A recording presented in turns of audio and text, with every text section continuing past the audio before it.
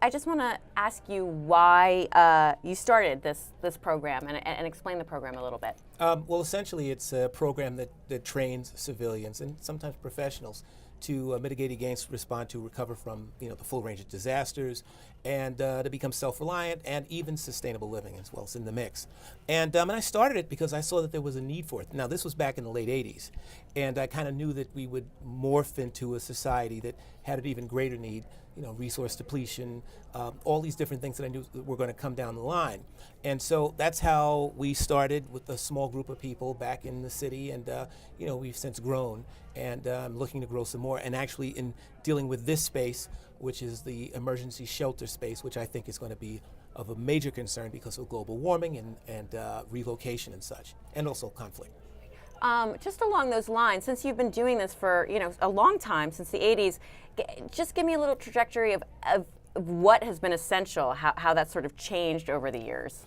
Well, it's changed. Well, I can tell you that the biggest moment was in 2001, because before that, people didn't have any perspective on what disaster preparedness was. I mean, to a large degree, a lot of people called it survivalism, and there was a bad connotation connected to that, obviously, with people like the Timothy McVeighs of the world, not distinguishing the difference between a preparedness expert and someone who is up in the woods with bows and arrows and guns and all this kinds of stuff. You know what I mean? So in 2001, after obviously the sad situation at the World Trade Center, all of a sudden there was a huge amount of interest in it, and that's when things kind of changed, and it became more of a profession that people could actually want to learn more about. So that's the biggest moment that we've had, and since then it's continued to grow. And if there was, I don't know, one to three essential things that you had to tell someone that they needed to know or do in a survival situation across the board, what would those things be? Well, the one thing is that you're going to have to find shelter, and you're going to have water, because the food situation is something that you can do without for a much longer period. So if you can't find adequate water, if you can't find, clean potable water, and you can't find shelter, then right off of the bat, you're at immediate crisis. You have a situation that you have to deal with over that critical 72-hour period after the disaster strikes. And then what are you going to do? You're going to be able to sleep. You're going to be able to drink. You're going to dehydrate yourself. You're more susceptible to illnesses and stress-related stuff if you don't have enough water. So this is why I was really impressed with Ms. Hovsepian's cardboard origami, because it's of immediate need. Now we need this in terms of just dealing with refugees and the situation I mentioned actually at the event about the situation in Iraq right now. We have enormous amounts of people who are fleeing cities because of the ISIS push, and they need to have some sort of a shelter. And this is the kind of thing that you could get to them quickly. It's easy to transport. It's easy to open. So it's a brilliant invention, and I'd like to see more of those things. Now, we didn't have the opportunity to see it's cardboard origami on stage. Just give me a little snapshot. What is it, and how does it work? Essentially, it's if you can picture an accordion. It's very much like, when you see an accordion, you contract it and you would expand it. And this is basically an expanding shelter, an expanding emergency shelter made out of cardboard. And you'd think, wow, cardboard, but no, but cardboard is incredibly durable, it's waterproof, it's a great insulator, and it's a bunch of things that it's great. It also provides you with a little bit more protection than a tent in terms of it, because it can handle wind loads and things that tents in the same way cannot. So this is what this invention is, and this is immediately applicable for disaster responders in dealing in different types of environments where shelter is something that they need to get hold of, and because it's light, it's easy to deploy, it's like the perfect type of an option for something like that. And how would something like this be funded in terms of who would pay for these things being made? Like, what kind of support does she need or behind it to get this to move forward? Well, in terms of, I think that if you have a company that can see what the, let's say, marketability of the actual product is. If you look at it in terms of marketability, you say, well, yeah, this has use for disasters, but it also has use for other things. I mean, I was talking to my business partner about this, and also with Tina herself. And I said, I could see kids wanting this, just having a shelter that they could crawl into. So parents are going to be wanting something like that for the kids to play in the yard. People that want to just go out for recreational purposes, just to have something for hiking and camping, to have it for that.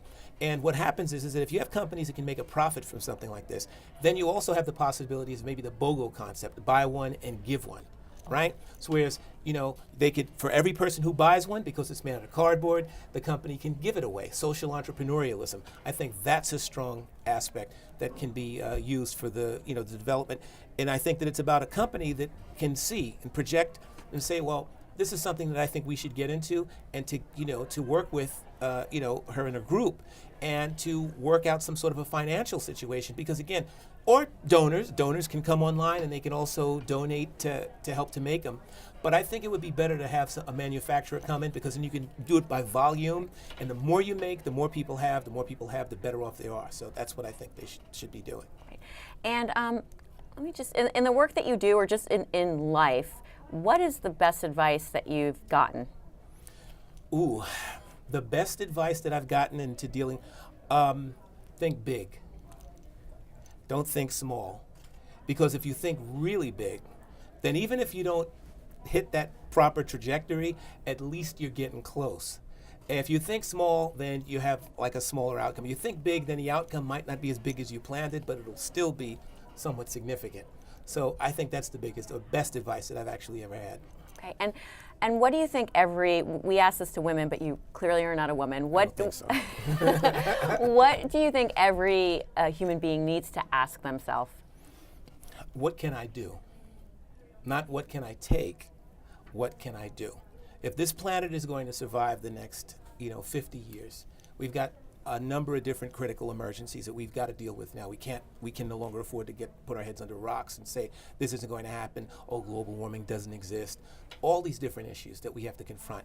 And if people started thinking to themselves, what can I do, as opposed to what can be done for me, then we'd be in a much better position. But if we don't start thinking like that, then we're going to need a lot more of those shelters, and we're going to need a lot more of other things, because there are going to be some situations and crises that are going to happen that we're just not going to be able to wish them away.